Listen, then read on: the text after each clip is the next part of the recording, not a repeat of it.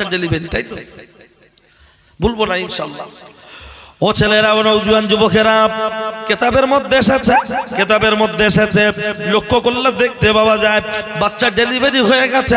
হুজুরকে ডাকা হলো, ও হুজুর এবার আপনি একটু প্রমাণ করে দেখিয়ে দেন। কিতাবের মধ্যে এসেছে, হুজুর বললেন আমাকে 2 মিনিট টাইম ধরে দেওয়া হোক। 2 মিনিট টাইম নিয়ে আল্লাহর কাছে সাহায্য চাইছেন গো। ও গো আল্লাহ, আমি অপরাধ করিনি, কিন্তু আমার ঘাড়ে দোষ চলে এসেছে, জানি না আল্লাহ কি করব, তোমার কাছে সাহায্য চাইছি। তুমি মান সম্মান বাঁচানোর মালিক, অতইজুমান তাশা অতইজুল্লুমান তাশা। আল্লাহ তুমি সম্মান দেওয়ার মালিক, তুমি সম্মান নেওয়ার মালিক, তোমার কাছে সাহায্য চাইছি, তুমি গায়বী মদদ দাও।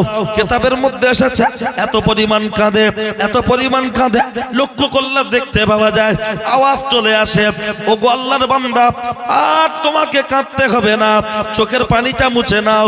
আর তোমাকে কাঁদতে হবে না, চোখের পানিটা মুছে নাও। ওদের বাচ্চা যেখানে শোয়ানো আছে, বাচ্চার সামনে হাজির হয়ে যাও। ওই বাচ্চার মুখ থেকে কথা বেরিয়ে আসবে, বাচ্চার সাথে তুমি কথা বলো, বাচ্চাই বলে দেবে ওই বাচ্চার বাপকে। একবার জোরে বলুন সুবহানাল্লাহ। আর একটু মহব্বতে হবে না? বললে বাচ্চা কথা বলবে, কিন্তু বাচ্চার বয়স তো মাত্র কয়েক ঘন্টা, সবে মাত্র হয়েছে আপনার সদ্য বাচ্চা। ওই বাচ্চা কথা বলবে কি করে? পাড়ার লোক বলছে মলি সাহেব জেনা করে বেরেন কাজ করে না, হবলেস খেয়ে গেছে। ওইটুকু বাচ্চা ও কি আবার কথা বলতে পারে? না না না না না না, ওইটুকু বাচ্চা নিশ্চিত ওই বাচ্চা কথা বলবে। বলবেন কি করে? মলি সাহেবরা সব এরকম বলে না না। মনে রাখুন, এই কথাটা বললে আপনি দেখবেন এই ধরনের কোন কথাবার্তা বললে তখন যুক্তি ছাড়া বিশ্বাস করে না। কিন্তু আমি আপনাকে যুক্তি চাইলে অনেক যুক্তি দিতে পারবো। এই পৃথিবীতে 3টি ছোট বাচ্চা কথা বলেছিল, কিতাবটা প্রমাণ দেয়। বলবেন তা কি করে?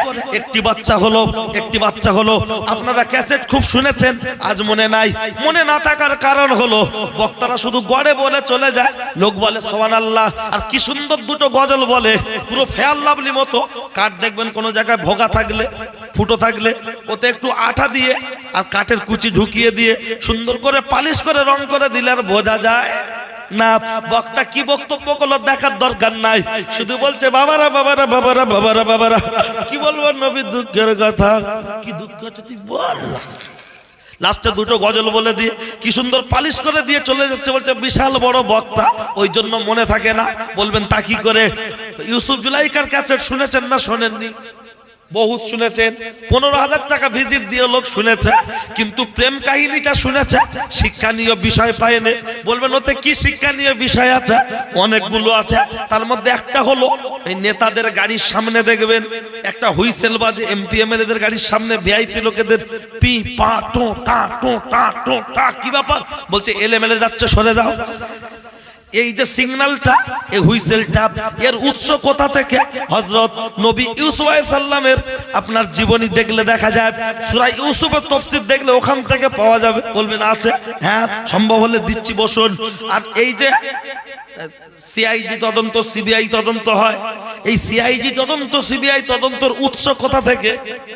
ওই সূরা ইউসুফের তাফসীর দেখলে পাওয়া যাবে, এখনই বলবো।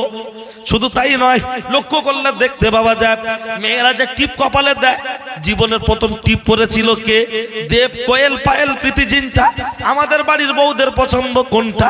টিপ পরা তো মুসলমানদের জন্য হারাম। টিপটা হলো পতিতাদের সিমটম, যারা দেহ ব্যবসা করে, এটা তো তাদের সিমটম। আর তুমি মুসলমান বাড়ির মেয়ে, তুমি মুসলমান বাড়ির বউ, চিনতে পারে না কেউ তোমার যা চিরি, কেউ তো বে করতে চায় না ফিরি। তোমার যা ভাব দেখলে মনে হবে 2.5 টাকার হাফ। আইবুড়ো বয়সে বে হলো না ফিরি। আর এখন দুটো বাচ্চার মা হয়ে যাওয়ার পরে এখন বাজারের ভিতরে, পাড়ার ভিতরে পুরো একদম রাস্তার রাজা। যেমন টাকি রোডের রাস্তার রাজা হলো না লরি, আর বর্তমান জলসার মেলার বাজারের রাজা হলো নারী। রাত্রে যেমন টাকি রোডে লরি কাউকে সাইড দেয় না ছোট গাড়িদের, বর্তমান মেলায় গিয়ে দেখুন মেয়েরা কাউকে সাইড দেবে না। বসিরহাট কোর্টে চলে যাবেন উকিলের চাপ, রেলগেটে যাবেন টোটোর চাপ, পাড়ার ভিতরে ঢুকবেন মহিলাদের চাপ। কোথায় যাবেন বাপরে বাপ, সব এক। ভালো করে দেখ, লক্ষ্য করলে দেখতে পাওয়া যায়। ও ছেলেরা, ও নওজোয়ান যুবকেরা, বলতে গেলে অনেক কথা সাইডে বেরিয়ে যায়। মেয়েরা মাথার চুল আঁচড়ালে চিরুনিতে যে চুলগুলো এক্সট্রা ছিঁড়ে ছিঁড়ে চলে আসে, বিক্রি হয় কি হয় না? পরনের শাড়ি পুরাতন হয়ে গেলে বিক্রি হয় কি হয় না? বালা পশলা কিনে নিচ্ছে, গামলিওয়ালা কিনে নিয়ে গামলি দিয়ে যাচ্ছে। বলুন বলুন, একটা গাছের যদি পাতার এত দাম হয়, গুড়ির দাম আছে না নাই? শাল পাতার বাসন তৈরি হয়, তাই প্লেট বিক্রি হয়ে আমরা খেয়েছি। তাহলে শাল গাছের গুড়ির দাম বেশি না কম? অনেক দাম। কিন্তু বলুন, একটা মেয়ের মাথার চুল বিক্রি হয়, পরনের ছেঁড়া শাড়িটা বিক্রি হয়, পায়ের জুতোটা বিক্রি হয়, কিন্তু ওকে কেউ ফ্রিতে নেয় না। তখন পার্সেল করে দিতে হচ্ছে গাড়ি। আমার বোন যাচ্ছে ওর বাড়ি, তা না হলে হয়ে যাচ্ছে বাড়াবাড়ি। আর যদিও ফোনে ফোনে ফোনে ফোনে যোগাযোগ করে বিয়ে হয়, 6 বছর পরে দেখো বিশাল অশান্তি। কি ব্যাপার? বোনকে বাড়ি রেখে ও মেটিয়াপুরিজকে আবার বিয়ে করেছে দিল্লি কেরালায় গিয়ে। তার কারণটা কোন জায়গায়, এটা তো আপনাকে বুঝতে হবে। চলুন, শুধু তাই নয়, কথায় কথায় কথা বেড়ে যাবে। ও ছেলেরা, বউ আমার পড়বে, ও দেখবো আমি। মেয়েদের হাতে এরকম একটা জিনিস থাকে, যেটা হলো ব্যাগ। কি নাম? ভ্যানিটি নয়, আমি নাম দিচ্ছি শয়তানি ব্যাগ। ওই ব্যাগে দেখবেন এরকম খুললে আয়না থাকে না, থাকে না আয়না। হঠাৎ দেখবেন রেলগেটে, অটো, টোটোয়, বাসে, ভ্যানে বসে আমি ভাবি ব্যাগটা খুলে, আরে বউ আমার পড়বি তুই, দেখবো আমি। আমি তো চেহারার দিকে তাকিয়ে হাসবো, আমল নামায় সওয়াব উঠবে। কিন্তু না, যা দেখছে টোটোওয়ালা। স্বামী যদি বলে একটু মাথার চুলটা বাঁধো, বলে চুপ করো, বুড়ো বয়সে ঢং করছো। কিন্তু না, যখন বাচ্চাকে নিয়ে স্কুলে যাচ্ছে, দেখবেন স্কুলের পাশের দোকানদারের সাথে ভাবির বিশাল ভাব। আমরা কি বুঝি না? সব বুঝি, কিন্তু মাথায় টুপি আর মুখে দাড়ি। বললে বলে মৌলী সাহেবের নজর খারাপ। না না না, লক্ষ্য করলে দেখতে পাওয়া যায়। মৌলী সাহেব যদি জোরে যায়, বলে হুজুর দাওয়াত আছে নাকি? যদি আসতে যায়, বলে খেয়েছো, নড়তে পারো না। যদি মাথা নিচু করে যায়, বলছে বাবা বিশাল গ্যাবিট হয়ে গেছে। মাথা যদি উঁচু করে যায়, বলে চাউনি খারাপ, লাদেনের বস শুধু দেখে। তার মানে মৌলী সাহেব যা করবে সব দোষ। লক্ষ্য করলে দেখতে পাওয়া যায়, কথায় কথা বাড়বে। না না না, চলুন, মেয়েদের এই কথাটা বলার জন্য কোরআনের আয়াতটা দিয়ে সিল করে দিচ্ছি। অকরনা ফি বুয়ুতিকুন্না ওয়ালা তাবাররুজনা তাবাররুজাল জাহিলিয়াতিল উলা। ও নারী জাতেরা, তোমরা কোলার খোলা ছাড়িয়ে অর্ধ উলঙ্গ হয়ে বর্বরতা যুগে নারীদের মতো ঘুরবে না। মা মায়ের মতো পোশাক পরো, বুন বুনের মতো পোশাক পরো। কিন্তু কোনটা প্রতিমা কোনটা ফতেমা বোঝা যায় না। আপনি মাছ কিনেছেন, মাছ, পোনা মাছ, রুই মাছ কিনে বাড়ি নিয়ে এসেছেন। আপনার স্ত্রী, আমার মা, মাছটাকে পিস পিস করে কেটে ধুয়ে ঘষে সুন্দর করে রান্নাঘরে রেখে দিয়ে বাইরে কলের ধারে একটা কাজ করছে। হঠাৎ একটা বিদেশি মেহমান চলে আসলো, এসেই বলছে ম্যাও ম্যাও। আপনার স্ত্রী, আমার মা, তার মস্তিষ্কটা রান্নাঘরের দিকে যাবে কি যাবে না? এই ছেলে, এই ছেলে, দেখ দেখ দেখ দেখ, মাছ মনে হয় বিড়াল খেয়ে নিল, দেখ দেখ, আমার হাতে কাদা, আমি চুলে লেটা দিচ্ছি, দেখ দেখ। লক্ষ্য করলে দেখতে পাওয়া যায়, মা তখন জোরে জোরে বলছে মাছটাকে নিয়ে ফ্রিজে ঢোকা, মিটকেশে ঢোকা। যদি ফ্রিজ না থাকে, মিটকেশ না থাকে, বলছে মাছের হাঁড়ির মুখে শিলনোড়াটা চাপিয়ে দে, অথবা এক জগ পানি ওর উপরে চাপিয়ে দে। কেন? যাতে মাছটা বিড়াল না খেতে পারে। বলুন বলুন বলুন, মাছের হাঁড়ির ঢাকনাটা যদি ভারী কিছু চাপানো থাকে, বিড়াল আসবে, সাইডে ঘুরবে আর বলে ম্যাও ম্যাও ম্যাও ম্যাও। 2-4 বার ডেকে ডেকে আস্তে আস্তে চলে যাবে। আর চট করে বিড়াল মাছের গন্ধ পেলে আর আসবে না না। কিন্তু রুই মাছের কেজি 200, পোনা মাছের কেজি 150 টাকার পোনা মাছ বিড়াল খেয়ে নেবে। তার জন্য যদি ফ্রিজে ঢোকাতে হয়, আপনার মিটকেশে ঢোকাতে হয়। আজকে যাদের বাড়ির মেয়ে বউগুলো মাছের মতো চড়ে চড়ে বেড়াচ্ছে, আর এপাড়া ওপাড়া, এ গ্রাম ও গ্রাম থেকে কিছু বিড়াল এসে ঘুরছে, কি করে না, পিছনে এসে ঘুরছে আর বলছে ম্যাও ম্যাও, ফোন নাম্বারটা দাও দাও। মেয়ের মা বলছে আও খাও, গল্প করে যাও। তুমি তো ওই পাড়ার ছেলে, ভয় কাকে পাও? ম্যাও, আও খাও, গল্প করে যাও। বলুন বলুন বলুন, সামান্য 200 টাকার মাছ বিড়াল খেয়ে নেবে।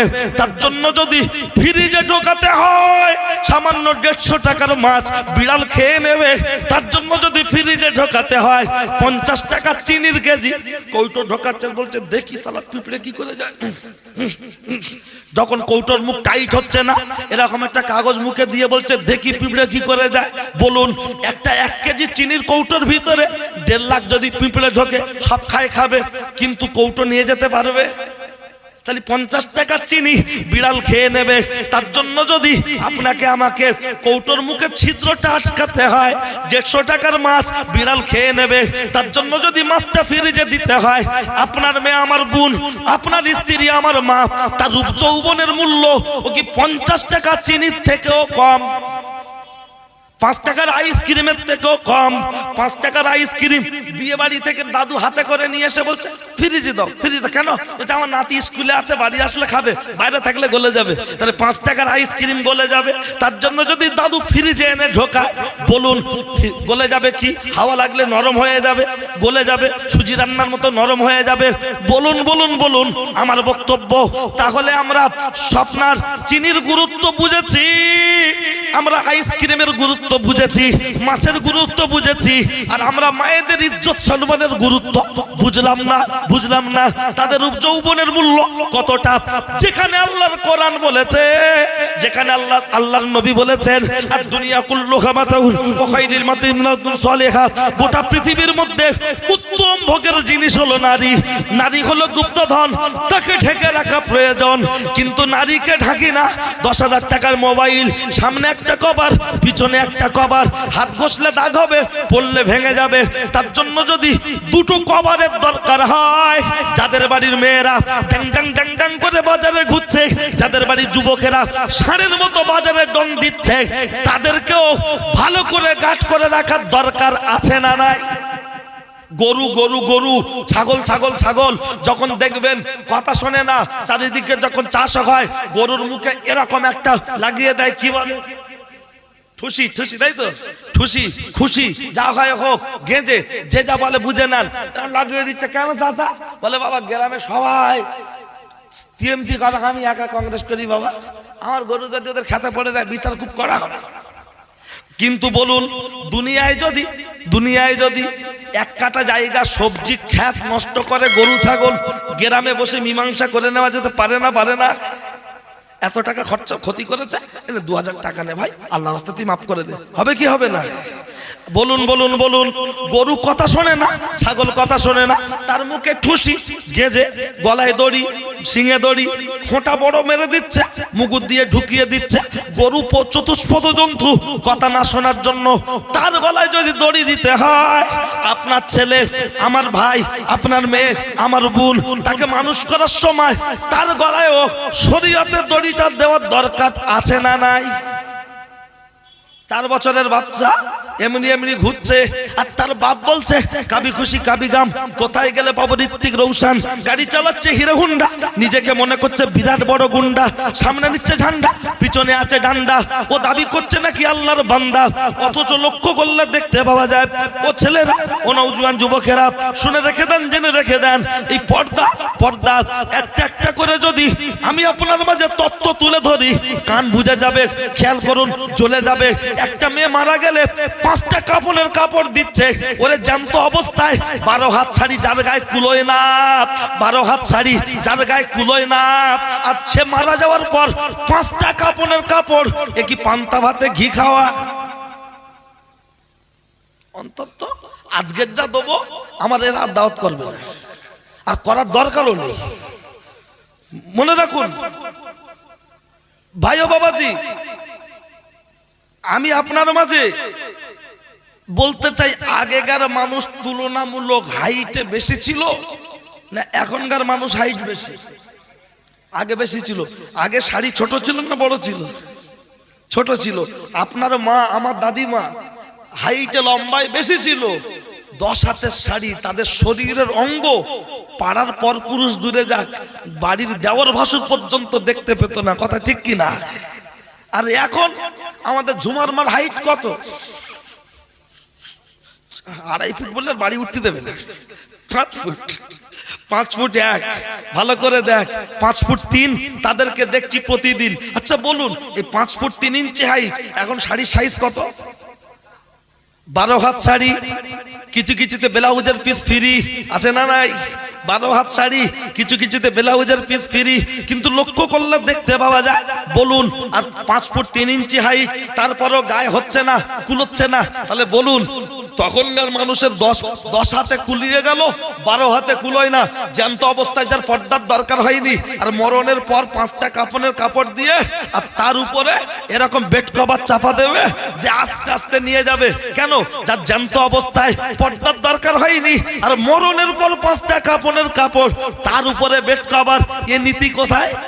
ফাতেমাতুজ জোহরা আল্লাহর নবীর বেটি ইন্তেকালের আগে স্বামীকে লক্ষ্য করে বলেছিলেন, ও আমার স্বামী গো, আমি যখন মারা যাব বেশি লোক ডাকবেন না, মাত্র কয়েকজনকে ডেকে রাতের অন্ধকারে দাফন কাপন সারবেন, বেশি লোক জড়ো করবেন না। ফাতেমাতুজ জোহরাকে জিজ্ঞাসা করা হলো, ও নবীর বেটি ফাতেমা, হাসান হোসেনের আম্মা ফাতেমা, খাতুনে জান্নাত ফাতেমা, আলীর স্ত্রী ফাতেমা, তুমি এমন কথা বলছো কেন? উদ্দেশ্যটা একটু জানতে পারি? ফাতেমাতুজ জোহরা বললেন, স্বামী, আমি যখন মারা যাব লাশটা খাটিয়ার উপরে শোয়ানো থাকবে। দিনের বেলা হলে আমি কতটা লম্বা, কতটা চওড়া, কতটা মোটা মানুষ দেখে অনুভব করতে পারবে। তার জন্য বলেছি আমার দাফন হবে রাতের অন্ধকারে। দাঁড়াও ভাই, তুমি বসো, আমি অফার দিয়ে চলে যাওয়ার লোক না, পাড়ায় সিম বিক্রি করতে আসিনি।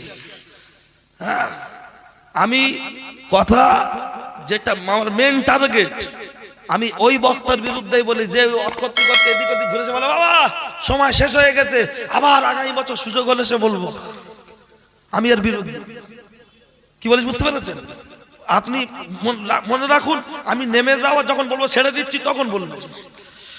ও ছেলেরা, ও নওজোয়ান যুবকেরা, লক্ষ্য করলে দেখতে পাওয়া যায় ফাতেমাতুজ জোহরা এই যে নীতি, এই যে কথা, কারণ তিনি জ্যান্ত অবস্থায় যে পোশাকগুলো পরতেন, এই কথার দ্বারা কি মনে হয়?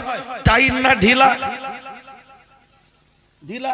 আর এখন স্বামী কিনে এনেছে, ওর গায়ে লাগে যে সাইজ, তার থেকে একটু বড় সাইজ বাড়ি এনেছে, যে রেগে রেগে বলতে, সত্যি কথা বলবে, আমার জন্য নিয়েছে না তোমার মার জন্য নিয়েছে?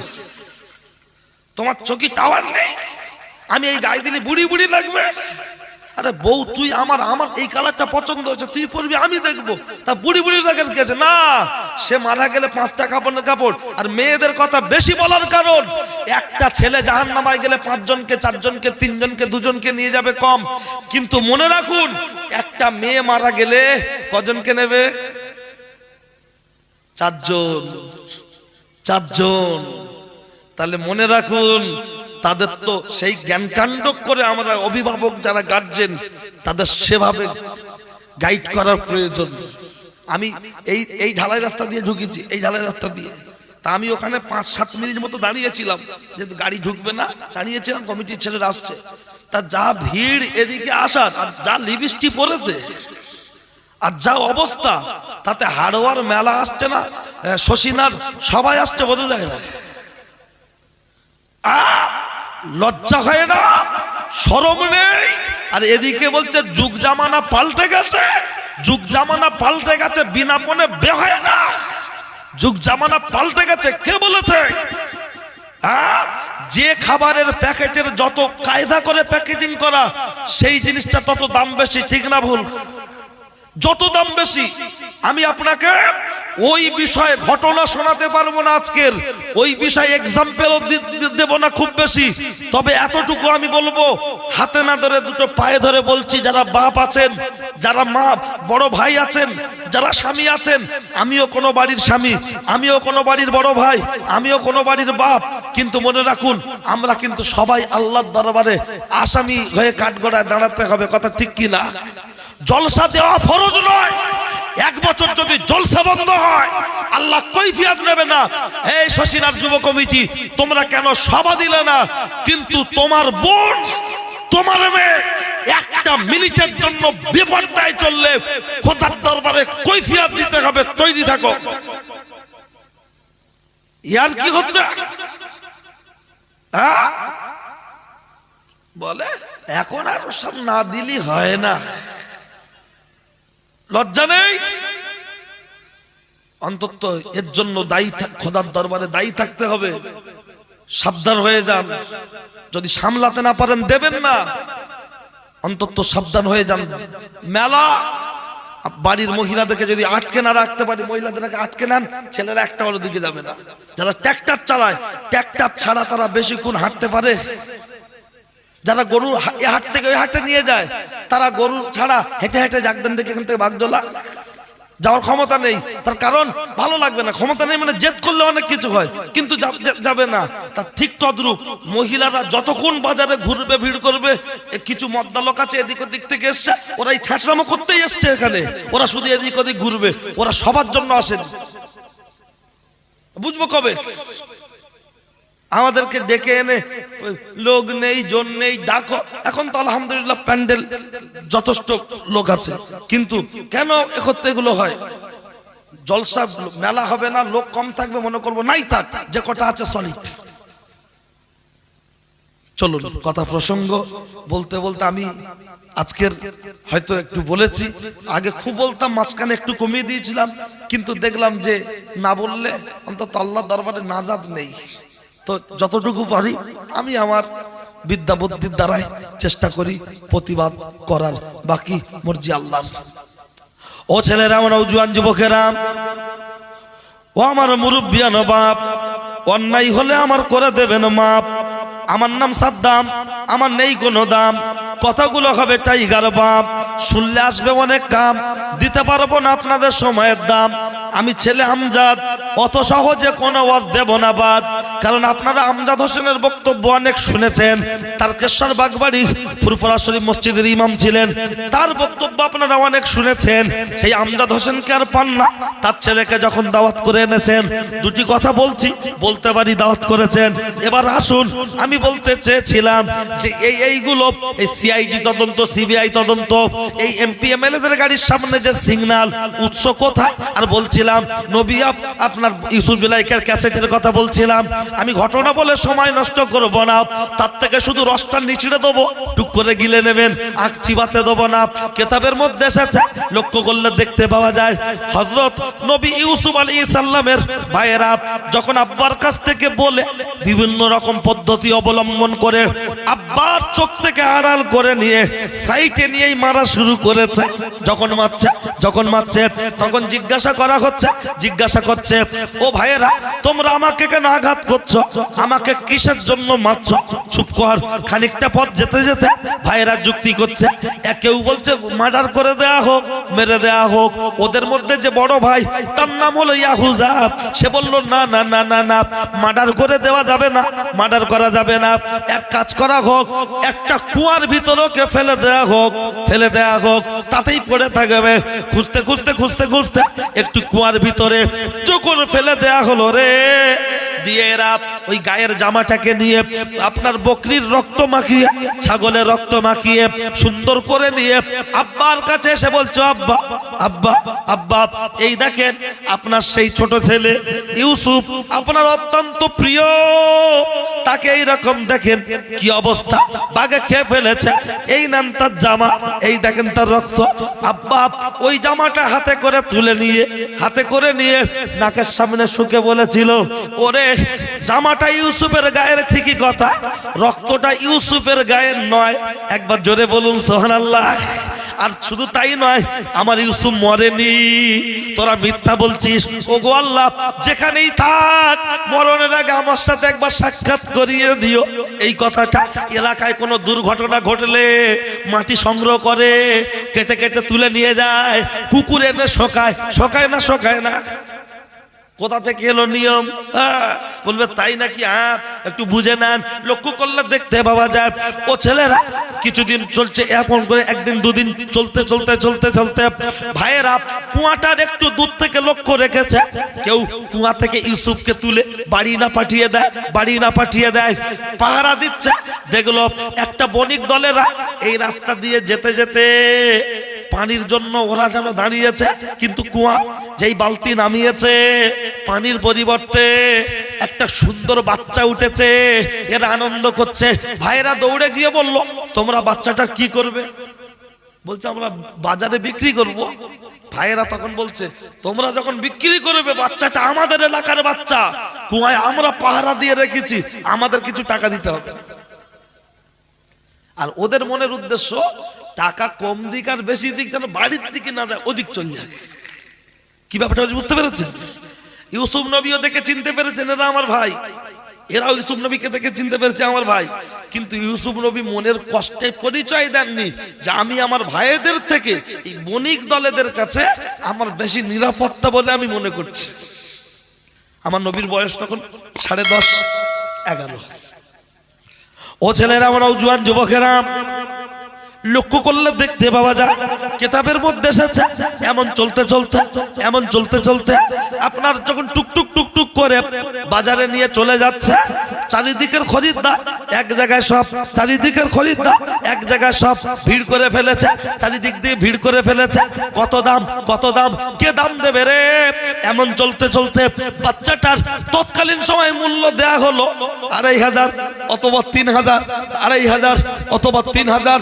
বাদশা মিশরের অর্থমন্ত্রী আজিজ দাম দিয়ে কিনে নিয়ে চলে যাচ্ছে। যেতে বাড়ির কাছাকাছি গিয়ে স্ত্রীকে লক্ষ্য করে বলছে, জুলাইখা এই দেখো কি সুন্দর একটা গোলাম কিনে এনেছি। জুলাইখা বলল, আমাদের কোনো বাচ্চা নাই, একে গোলাম বলো না, এ হলো আজ থেকে আমাদের বাচ্চা, লালন পালন করব। যাও সুন্দর করে। চলতে আমি সংক্ষেপ করে বলছি, আগেই বলেছি টেনে বাড়াবো না, নির্যাসটুকু দেবো, যেখান থেকে শিক্ষণীয় বিষয় একটা দেবো বলেছিলাম। লক্ষ্য করলে দেখতে পাওয়া যায় এমন চলতে ইউসুফ নবীর বয়স যখন একটু বাড়ছে, চেহারা অন্যরকম হচ্ছে, জুলাইখার মনের ভিতরে আলাদা কিছু ইচ্ছা জাগছে। একদিন ইউসুফের সাথে কথা বলতে বলল, ও ইউসুফ, আমি কিন্তু তোমাকে খুব ভালোবাসি। আমার নবী বললেন, আমি আমার আল্লাহকে ভালোবাসি। জুলাইখা ইউসুফের কথা শুনে রেগে আগুন, বললো, তুমি আমাকে ভালোবাসো না? বলছে, হ্যাঁ বাসি। কেমন ভালোবাসো? বলছে, আমি তো আপনার সন্তানের মতো আর আপনি আমার মায়ের মতো। কিন্তু জুলাইখা বলল, না, আমি তোর মা নয়, তুই হলি আমার স্বামীর টাকা দিয়ে কেনা গোলাম। কথা শুনবি না মানে? আহা, আঙ্গুর ফল যখন খেতে পারে না তখন। ও ছেলেরা, নওজোয়ান যুবকেরা, লক্ষ্য করলে দেখতে পাওয়া যায় আমার নবীর মনটা খুব খারাপ, অত্যন্ত মনটা খারাপ। এমন চলতে জুলাইখা আমার নবীকে সহজে পাকড়াতে পারছে না। একদিন জুলাইখার দাসী, যার নাম তাফসীরের কিতাবে এসেছে কালিমামাকে ডেকে বলা হলো, ও কালিমামা, তুমি এদিকে এসো। কি খবর? বলছে, আমি ইউসুফের প্রেমে দেওয়ানা, ইউসুফ ছাড়া আমি বাঁচব না। ছলে বলে কলে কৌশলে ইউসুফকে আমার ঘরে নিয়ে আসবে গভীর রাতে। তবে আমার ঘরে ঢুকতে গেলে যতগুলো দরজা পার হবে প্রত্যেকটা দরজা তালা মেরে দেবে, যাতে ইউসুফ দৌড়ে পালাতে না পারে। কালিমামা চলে গেল সুযোগের অপেক্ষা, ইউসুফ নবীর পিছনে। একদিন বলল, ইউসুফ, জুলাইখা তোমাকে ডেকেছে। আমার নবী বললেন, এত রাতে আমি যাব না। বলল, যেতে হবে। খুব কথাবার্তা হতে তখন কালিমামা বলল, ও ইউসুফ, তুমি কেন যাবে না? তুমি তো জুলাইখার স্বামীর টাকা দিয়ে কেনা গোলাম, তোমাকে যেতে হবে জোরপূর্বক। লক্ষ্য করলে দেখতে পাওয়া যায় গোলাম বলেছে মনিব, তাই গোলাম কথা রাখার জন্য খুব চেষ্টা করতে নবী ইউসুফ আলাইহিস সালামকে টুক করে চোখুন আগিয়ে নিয়ে যাচ্ছে রে। একটি করে দরজা পার হচ্ছে, দরজায় তালা মেরে দেয়া হচ্ছে। এই করতে পরপর 6টা দরজা পেরিয়ে 7 নম্বর দরজা শেষ। ভিতরে ঢুকে আমার নবী 3টি জিনিস দেখেছিলেন। একটি হলো জুলাইখা, তার রূপ যৌবনকে সাজিয়ে বসে আছে। আরেকটি দেখেছিলেন কি, ঘরের এক কোনায়, ঘরের যে কোন এক কোনায় আব্বাজানের প্রতীক ছবি। আব্বাজান যেন গালের শাহাদাত আঙুলটা এরকম করে কামড়ে ঘরের এক কোনায় ধরে দাঁড়িয়ে আছে। যেই ঘরের ভিতরে ঢুকে আমার নবী ইউসুফ আলাইহিস সালামের চোখে ওটা ধরা পড়বে। আমার নবীর দ্বারায় আল্লাহ যে কোনো মূল্যেই ওই জায়গা থেকে সেভ করবেন না। আব্বা চেহারার দিকে তাকিয়ে পাশেই দেখলেন জুলাইখার যে দেবতা, মানে যাকে উপাসনা করে, তার সব চোখে এরকম করে কাপড় দিয়ে বাঁধা। জুলাইখাকে আমার নবী জিজ্ঞাসা করছে, ইউসুফ, এই আমার নবী জিজ্ঞাসা করছে, জুলাইখা, এই তোমার এই দেবতার সব এই এরকম কেন? বলছে, আমি তোমার সাথে এখন যে পরিস্থিতিতে যাব, ওরা দেখলে আমার মান সম্মান লাগবে, আমার দেবতা উপাসনা করি, তাই চোখটা বেঁধে দিয়েছি ওরা যাতে দেখতে না পারে। আমার নবী বললেন তোমার দেবতার চোখ বাঁধা যায় আর আমার রবের চোখ বাঁধা যায় না। আমার রব সদা সর্বদা দেখতে পান। কথা ঠিক না ভুল? এমন কথাবার্তা চলতে চলতে জুলাইখা নবীর হাতটাকে ধরে টানাটানি, অন্তরঙ্গ মুহূর্তের জন্য আমার নবী পিছিয়ে যাচ্ছেন।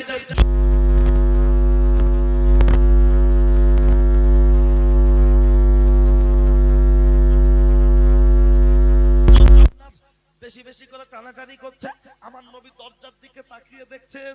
জুলাইখা বলছে ইউসুফ যাবে কোথায়? দরজায় তো তালা মারা, যাবে কোথায়? নবী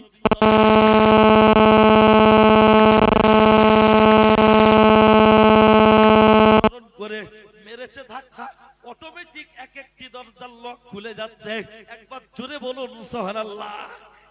মোবাইলে যে ফেস লক সামনে ধরলে খুলে যায়, আমার নবীর চেহারাটা ফেস লক যাওয়ার সাথে সাথেই খোলা।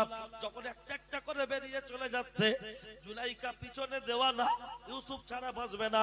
অর্ধনগ্ন অবস্থায় নবীর পিছনের জামাটাকে টেনে ধরেছে, ছেঁড়া অংশ হাতের ভিতরে চলে এসেছে।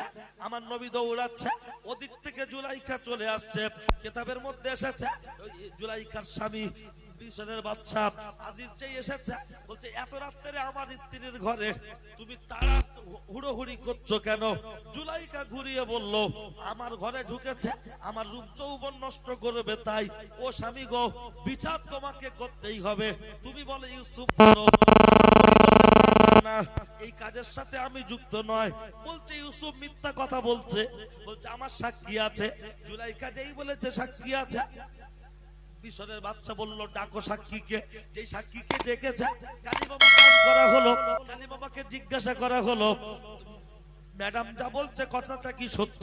বলল 100% সত্য। তখন আমার নবী ইউসুফকে জিজ্ঞাসা করা হলো তোমার কি কোনো সাক্ষী আছে? আমার নবী বললেন আমারও সাক্ষী আছে। সাক্ষীটি কে? বলছে ছোট্ট বাচ্চা যে দোলনায় শোয়ানো আছে, আমার সাক্ষী হলো ওই বাচ্চা। জুলাইখা ঘুরিয়ে বলল ওইটুকু বাচ্চা ও কি কথা বলতে? বাচ্চাই কথা বলবে। ওই বাচ্চাটা কে জানেন?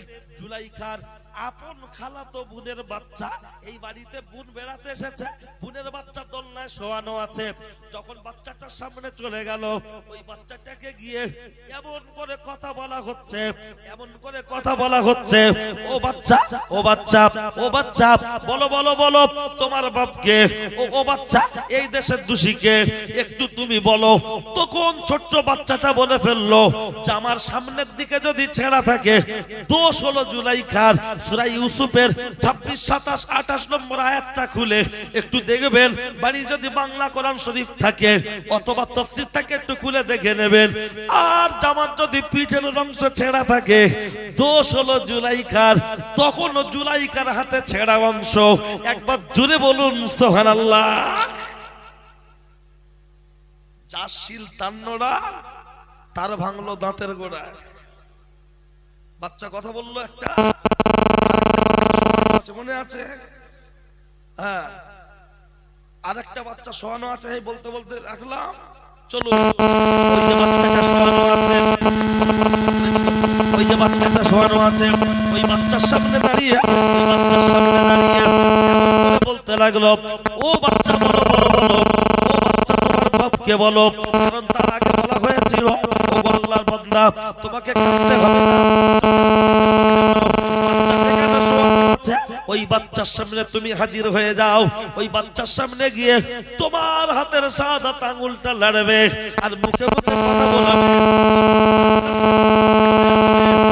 এর মধ্যে এসেছে, লক্ষ্য করলে দেখতে পাওয়া যায় ও ছেলেরা, ও নওজোয়ান যুবকেরা গিয়ে যখন জিজ্ঞাসা করা হচ্ছে ও বাচ্চা বলো তোমার বাপকে, বাচ্চাটা বলে ফেললো বাচ্চার বয়স, বাচ্চা বলে ফেললো বাপ। বকলমে জুরায়েজ হলো নির্দোষ। একবার জোরে বলুন সুবহানাল্লাহ। গ্রামের মানুষেরা ঘর ভেঙেছিল, মনে আছে? বিয়াদবি মাফ করবেন, আপনার ঘরের খুঁটিগুলো আপনার ঘরটা খুব দারুণ করে বেঁধে দেবো, হুজুর আপনি আমাদের ক্ষমা করে দিন। হুজুর বললেন, বাবারা বাবারা বাবারা, তোমাদের তেমন কোনো ভুল নয়, ভুলটা হলো আমার। কি ভুল করেছি? অন্য কিছু নয়, আমি তাহাজ্জুদের নামাজ পড়ছিলাম আর আমার মা পাশের ঘরে শুয়ে শুয়ে শুয়ে শুয়ে আমার কাছে পানি চাইছিল, আমি পানি দিতে দেরি করেছি, আমার মায়ের অন্তরে কষ্ট পেয়েছে। আল্লাহর আমার কপালে এর রিয়াকশন ঘটেছে। কি বলেছিলাম? মাথায় বাজ পড়বে, প্রমাণ হয়েছে। আরেকটা আমি আগে বলেছিলাম কথাটা আরেকবার শুনিয়ে দিচ্ছি। স্বামী যদি স্বামীকে রেখে অপর পুরুষের হাত ধরে চলে যেতে, বাচ্চা শুদ্ধ রেখে গ্রুপ থেকে লোন নিয়ে সোনা দানা সব নিয়ে, ওটা কি মাথায় বাজ পড়া বলে না? দোকানদারে গিয়ে বলছে, আঙ্গা বউ চলে গে। বলে কার সাথে গেল রে? বলছে আমাদের বাড়ি আসতো না, ধরম ভাই বলতো, ধরম ভাই না, ও এখন বর। চলছে তো তাই, আর যত ধরম কুটুমের উৎপত্তি চলছে। চলুন ভাই ও বাবাজি, শুরু। আপনাকে আমি কি বলেছিলাম? বাপ মায়ের দোয়া বদদোয়া দুইটাই কবুল, দুইটাই কবুল। দোয়াও কবুল, বদদোয়া কবুল। বাপের মুখে দাঁড়িয়ে থাক আর নাই থাক, নামাজ পড়ুক আর না পড়ুক, সে তোমার জন্মদাতা পিতা, সে তোমার গর্ভধারিণী মাতা, তাকে তোমাকে অবহেলা করা যাবে না। এই কথাটুকু আমি বারবার বোঝানোর চেষ্টা করেছি। হজে যেতে হবে না গরিব মানুষ, 10 টাকা তেলে ভাজা পেঁয়াজি কিনে বলবো, বাবা এলো ঠান্ডার সময় আব্বা তুমি বসে খাও, আর কি 20 টাকা পেঁয়াজি আব্বা, এটা হলো আব্বা মা তুমি খাও, আর ছেলে দুটো ডেকে দিচ্ছে আমি, দাদু নাতি দাদি একসঙ্গে বসে খাবে, আর তুমি কিনে এনে দেবে। তোমার মায়ের চেহারার দিকে তুমি খালে দিলে তাকাবে।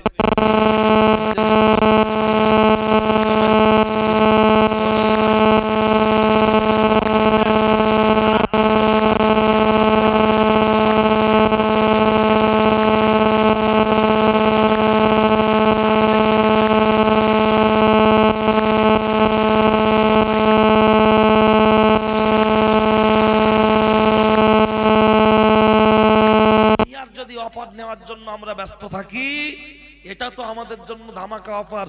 আব্বা মা আজ পর্যন্ত কেউ বলতে পারবেন কোন বাপ বলেছে, এখনই আমার একটা বুলেট গাড়ি কিনে দে, হারোয় একটু চা খেয়ে আসে? না, বরঞ্চ ছেলে বলেছে, যদি গাড়ি না কিনে দাও আমি ভাত খাবো না, পড়বো না, কাজে যাব না। বাপ জমি লিজ তুলে কোন রকম ধান চাল বেচাক বিক্রি করে বাচ্চার শখ পূরণ করেছে। আর সেই বাপ যখন বুড়ো হয়ে গেছে, মিষ্টি খাওয়ার ইচ্ছা হচ্ছে, সুগার পেশেন্ট, রসগোল্লা এনে ও আর ওর বউ হলারে দিচ্ছে, কিন্তু সেই সময় যদি সুগার ফ্রি দুটো মিষ্টি এনে বলা হয়, আব্বা তোমার সুগার, তাই তোমার জন্য রসগোল্লা আনিনি, এই সুগার ফ্রি দিয়ে নিচ্ছি, এটা তুমি খাও, অসুবিধা হবে না। আব্বা মা ওটা খেলে তার দিলটা খুশি হবে কি হবে না? কিন্তু না, বউকে জিজ্ঞেস করছে কি খাবে তুমি, চিকেন চাউমিন না এক চাউমিন? ভোরবেলা একদম স্পেশাল মাল চলে আসছে, শালির বলছে তুমি কি খাবে, মোগলাই, চিকেন মোগলাই, সব আলাদা আলাদা যাচ্ছে। আর যদি বলে তোর মার একটু রসগোল্লা দে, বলছে আমার মা সুগার, আমার খায় না। আমরা যখন ছোট ছিলাম, ঝাল তরকারি গালে দিলে কাঁদতাম, আমাদের মায়েরা গোশ আলু গালে দিয়ে চুষে ভাতের সাথে ঝোলটা ভালো করে মাখিয়ে শুকনো হতো আলুটা, তখন দিয়ে বলতে এবার খা, এবার খা, এবার খা। বলুন, একটা বাপ একটা মা তার বাচ্চাকে কত অভাব। আমরা যখন ছোটবেলায় জন্মগ্রহণ করেছি, তখন আব্বা মাদের কত অভাব, মাটির বাড়ি, গাড়ি নেই, মোটরসাইকেল নেই, কিচ্ছু নেই, বাচ্চাকে কত কষ্ট করে লালন পালন করেছে। আর সেই বাচ্চা বড় হয়ে রজনী তুলসী বিমল ছিটচার গালে দিচ্চার বলছে হাম সব পোল্ট্রি কা বাচ্চা খায়, हमारा फादर मदर नहीं है। শ্বশুর খেতে পারে, শাশুড়ি খেতে পারে, সুন্দর বাড়ি করে পাঁচিলের মাথায় লিখে রেখেছে পিতা মাতার আশীর্বাদ, ওই বাড়িতে সবকিছু পাবেন, বুড়ো আর বুড়ি বাদ। মাথায় বাজ পড়ে না, কে বলেছে? এখন এই বাচ্চাটা বসে আছে, রাত 2টার সময় বাড়ি গিয়ে ওনার স্ত্রীকে ডাকবে, আই সাদ্দামের মা। ও বুড়ি না কাঁপতে কাঁপতে বলে, এ দেখো কি হয়েছে, তুমি কোথায় ছিলে, তুমি কোথায় ছিলে বলে সুন্দর করে দরজাটা খুলে আদবের সাথে বলবে, ভাত খাবে তো বসো। আর একটা 27 বছরের যুবক বাড়ি গিয়ে স্ত্রীকে ডাকুক, এই ঝামেলা, এই ঝামেলা। অক্সিজেন বিবি দুবারে 3বার ডাকলে না ঘুমের ঘরে উঠে বলছে, কি হয়েছে, তুমি রাত 2টার সময় একটা ঘেউ ঘেউ করছো। 65 বছরের একজন বাপ 60 বছরের মাকে ডাকছে, বয়স হয়ে গেছে, রক্তের তেজ কমে গেছে, ঠান্ডায় কাঁপতে কাঁপতে উঠে দরজা খুলছে কত আদবের সাথে। আর আমাদের যখন ডাকছি দরজা খুলে যাওগে শুয়ে পড়ো। কেন? ওনাদের স্বামী স্ত্রীর ভালোবাসা জান্নাত পাওয়ার আশা, আর আমাদের স্বামী স্ত্রীর ভালোবাসা পোল্ট্রি মুরগি পোষা। হঠাৎ পোল্ট্রি ঘরে গিয়ে দেখো 4টে মরে শেষ, হঠাৎ কাজে গিয়ে যে বাড়ি এসে শুনছে বউ পেলে গেছে। কন্ডিশন তো একই জায়গায়। যাক, কথা বাড়াবো না, পরবর্তী বক্তা আসবেন। পরবর্তী বক্তা আমি টাইমের প্রতি খুব গুরুত্ব, কারণ টাইম নষ্ট করাবেন না। আর যদি বলতেই হতো তাহলে আরো 5 মিনিট আগে আমাকে বলার দরকার যে ভাই আরেকটু বলবেন। সুতরাং পরবর্তী বক্তাকে নিয়ে আসুন। ভাই ও বাবাজি, আমি 2 মিনিট 3 মিনিট ততক্ষণ কথাটা বলছি বক্তা আসা পর্যন্ত, খেয়াল করুন। আমি যখন পিতা মাতার উপরে এ কথাটুকু বলেছি, আপনি মনে রাখুন, আব্বা মার যে দোষ নেই, আব্বা মা ধোয়া তুলসী পাতা তা নয়, দোষ সবারই আছে, কম বেশি দোষ আছে। কিন্তু তারপরেও তুমি সন্তান চেষ্টা করো, মানুষের যখন বয়স হয়ে যায় মেজাজটা খিটখিটে হয়ে যায়, মায়ের বদদোয়া কত ভয়ঙ্কর। আর একটা দেখবেন, ও ছেলেরা, ও নওজোয়ান যুবকেরা, কিতাবের মধ্যে এসেছে, কিতাবের মধ্যে এসেছে, লক্ষ্য করলে দেখতে পাওয়া যায় দয়ার নবী দাঁড়িয়ে রয়েছেন। একজন মহিলা এসে বললেন, ইয়া রাসূলুল্লাহ, ইয়া হাবিবাল্লাহ, আমার স্বামী মনে হয় বাঁচবে না, তার জাকানদানি চলছে, তবে জবানটা তো বন্ধ হয়ে আছে। ইয়া রাসূলুল্লাহ, আমি আপনার কাছে এসেছি, বিকল্প কি করা যায়? আল্লাহর নবী বললেন, ও মহিলা, ও মহিলা, তোমার শ্বশুর শাশুড়ি কেউ কি জীবিত আছে? মহিলা বললেন, ইয়া রাসূলুল্লাহ, আমার শ্বশুর জীবিত নাই, শাশুড়ি জীবিত আছে। আল্লাহর নবী বললেন, তোমার শাশুড়িকে ডেকে আনো। সামনে আনার পরে জিজ্ঞাসা করা হচ্ছে, ও বৃদ্ধা জননী, গর্ভধারিণী, তোমার বাচ্চার আচার আচরণ ছিল কেমন? মা জননী বলছেন, ইয়া রাসূলুল্লাহ, গ্রামে 10 জন দানশীল ব্যক্তির মধ্যে আমার ছেলে একজন। আল্লাহর নবী বলছেন, ও কথা জিজ্ঞাসা করিনি, আমি জিজ্ঞাসা করছি আপনার সাথে কেমন আচরণ করতো গো? তখন মা জননী ডুকরে কেঁদে উঠে বলছেন, ইয়া রাসূলুল্লাহ, খুব খারাপ ব্যবহার করতো, খুব জঘন্য ব্যবহার করতো। আল্লাহর নবী বললেন, বাবা আলী, জলদি করে যাও না চলি, কিছু শুষ্ক কাঠ নিয়ে এসো। আল্লাহর নবীকে মা জিজ্ঞাসা করছেন, ইয়া রাসূলুল্লাহ, ইয়া হাবিবাল্লাহ, আপনি কাঠটা নিয়ে কি করবেন? বলছে, কাঠটাকে সাজিয়ে আগুন ধরিয়ে দেব, আগুন দাউ দাউ করে জ্বলবে, ওই আগুনে তোমার বাচ্চাকে নিক্ষেপ করা হবে। মা জননী কাঁদতে কাঁদতে বলছেন, ইয়া রাসূলুল্লাহ, আমি বাচ্চার জন্য জীবন দিতে রাজি আছি, কিন্তু আমার বাচ্চাকে আমি আগুনে ফেলতে দেব না। একবার জোরে বলুন সুবহানাল্লাহ। মা বলছে জীবন দিতে রাজি, বাচ্চাকে আগুনে ফেলতে দেবো না। আমরা বলছি মা ছাড়তে রাজি, বউ ছাড়তে পারবো না। লম্বা বারান্দায় পাঁচিল দিয়ে ঘিরে নিচ্ছে, এরকম করে ঘিরে নিচ্ছে, বুড়ির মুখ দেখবে না। আর আমার হুজুরের দাওয়াত করে বলছে, হুজুর খাও, হুজুর খাও। আরে হুজুরের পেট হয়ে গেছে খাজা বাবার ডেক, হুজুরের পেট হয়ে গেছে ইন্ডিয়ার গেট, খাবে না। বলছে, হুজুর চর্বি বাদে সলিড দেবো, লাও। হুজুর লাও। না খাবো না। বলছে, হুজুর লেগ পিস, পোল্ট্রি, হুজুর দেশি, হুজুর জ্যান্ত মাছের ঝোল, হুজুর লাও লাও। হুজুর খাইয়ে জান্নাত পাবা। যে মানুষটা খাওয়ার জন্য ছোট ছেলের বারান্দায় বসে বসে বড় ছেলের দুতলার দিকে দেখছে, ও শ্বশুর উঠছে, ও শাশুড়ি উঠছে, ও ভাইরা ভাই উঠছে, আরে কত কি না খাচ্ছে, মা এখানে বসে বসে দেখছে আর আফসোস করছে। ও মার খাওয়ায় না, বাপের খাওয়ায় না, ও হুজুরির খেপকে জান্নাত নাকি লিখে লি। আমরা জান্নাতে ঠিকাদার নাকি? বলবে তো খাওয়া দিলেও বদনাম, দেওয়ার দরকার নেই, তুমি আগে মার দাও, আগে বাপের দাও। বুকি ব্যাজলেকে বলছে, আমি জলসার সেক্রেটারি, মার ভাত দাও। তবে এই জলসা কমিটি না, এরা ভালো। মার ভাত দাও, বলে হুজুর না মা আমার সাথে পাল্টা পাল্টি না। অতটা সহজ? অধিকাংশ জলসা কমিটি বেনামাজি, অধিকাংশ জলসা কমিটি বেনামাজি। এমনও জলসা কমিটি আছে শুক্রবারটা পড়ার টাইম পায় না।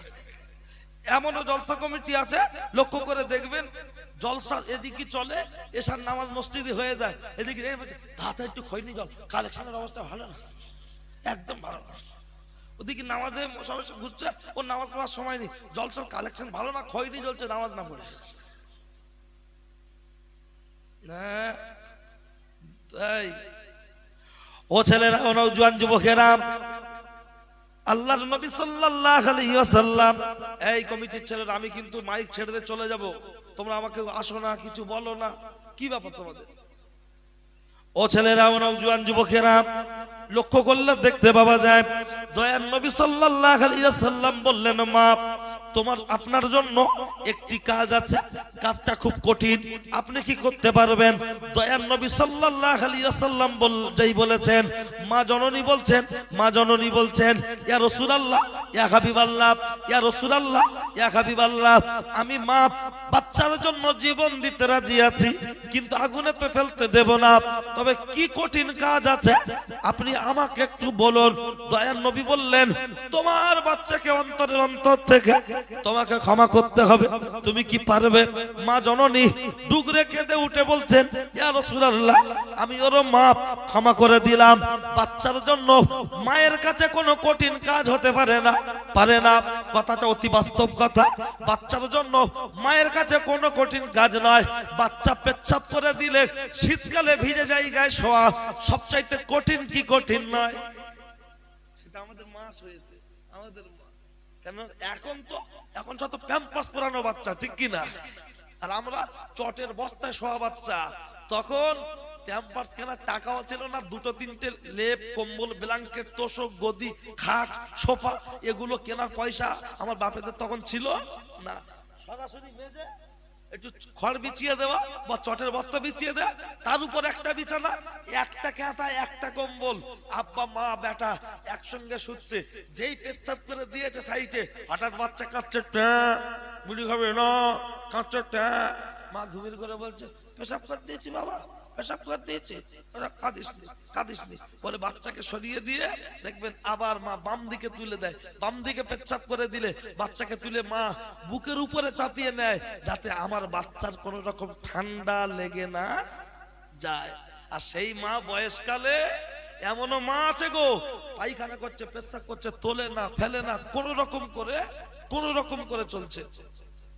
ভাই, আমি যে কথাটা বলছিলাম, সেই জায়গায় দাঁড়িয়ে পরিশেষে মা ক্ষমা করলো, বাচ্চার জবান আল্লাহ খুলে দিল, জোরে বলুন সুবহানাল্লাহ। পরবর্তী বক্তা এসেছেন, যদিও আপনারা তাকে চেনেন জানেন, আমার অত্যন্ত মহব্বতের ছোট ভাইয়ের মতো, হযরত মাওলানা শাহিনুর রহমান সাহেব কচুয়া, তার মুখ থেকে আপনারা আলাপ আলোচনা শুনবেন। আমার যেটুকু বলার টার্গেট ছিল, আলহামদুলিল্লাহ আমি আমার টার্গেট পূরণ করার চেষ্টা করেছি, বাকি মোবারক মর্জি আল্লাহ।